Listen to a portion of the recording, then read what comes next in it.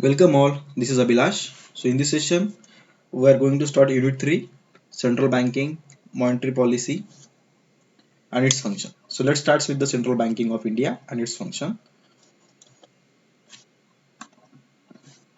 What is Central Bank? A central bank is an apex institution which operates, control, directs and regulates the monetary and banking structure of the country.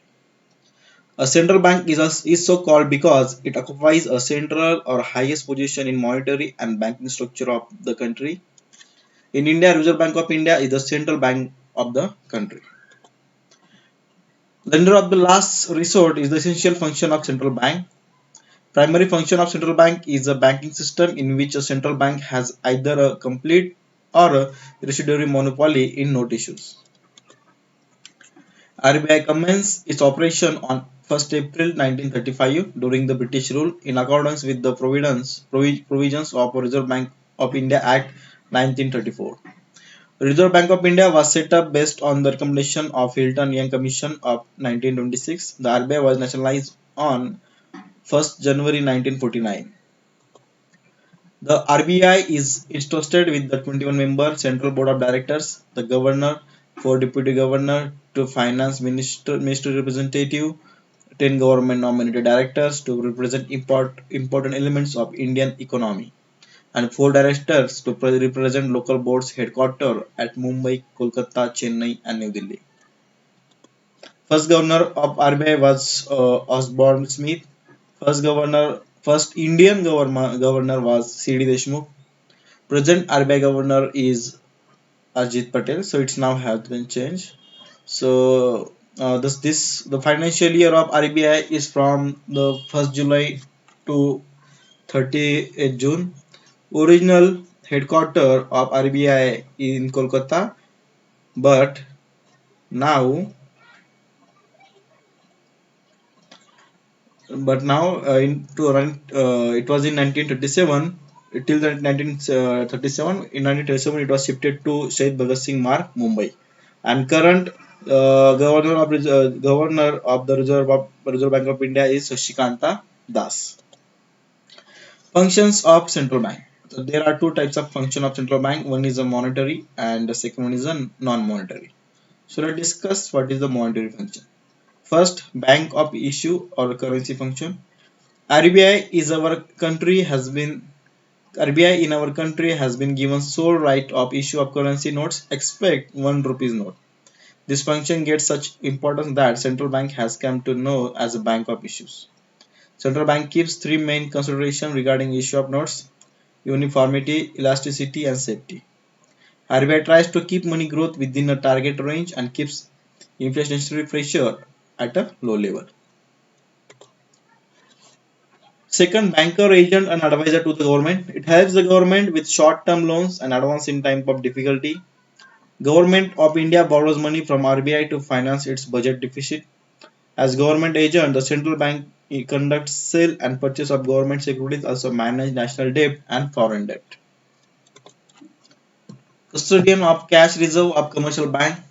Third one, the all commercial bank keep part of their cash balance as deposit with central bank.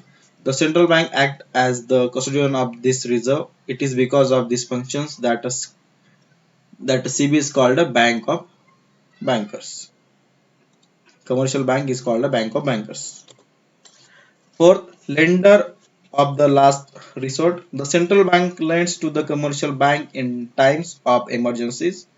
The central bank assumes responsibility of meeting directly or indirectly all the reasonable demand for funds by commercial bank in the time of difficulty or a crisis. Fifth, the control of money supply and credit. The central bank can control inflationary and deflationary situation in the economics through various control measures. Credit controls measures are also as instrument of monetary policy. There are two methods of credit control measure. First is the quantitative and credit control, and second one is a qualitative credit control. Quantitative credit control measures are the measures which are supposed to control the total volume of bank credit. The main quantitative measures are bank rate policy, open market operation and variable reserve requirements.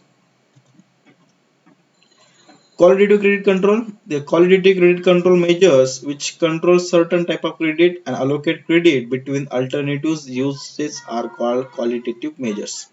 The major qualitative controls are change in marginal requirement, moral suasion, control of consumers' credit, selective credit control.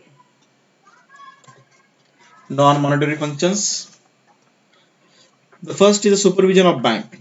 The central bank supervises and monitors the working of commercial bank. The RBI is given power to supervise and monitor the working of commercial bank under the Banking Regulation Act 1949. Promotional and development function. It performs promotion and development functions also such as RBI set up NABARD to promote agriculture and rural development. It has also set up Exim Bank of India to promote foreign trade. Right. So in the last session you have learned about the Exim Bank. Let me discuss one more time what is the Exim Bank in India. So, the Exim Bank are the specialized financial institutions wholly owned by the government of India with presence in India and foreign cities around the world. Okay, so it has a headquarter in Mumbai.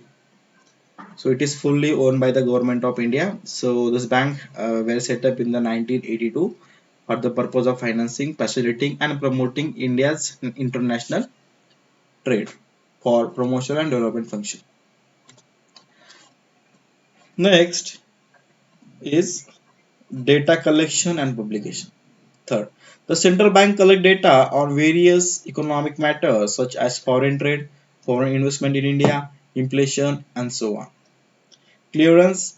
Central bank also gives clearance to various proposal or project involving financial consideration. For instance, it clears proposal from India firms to invest in foreign country. Right. So this is just about the central banking system in India and its function. In the next session, we will discuss the monetary policy. It is a very vast subject in detail. Thank you. Best wishes.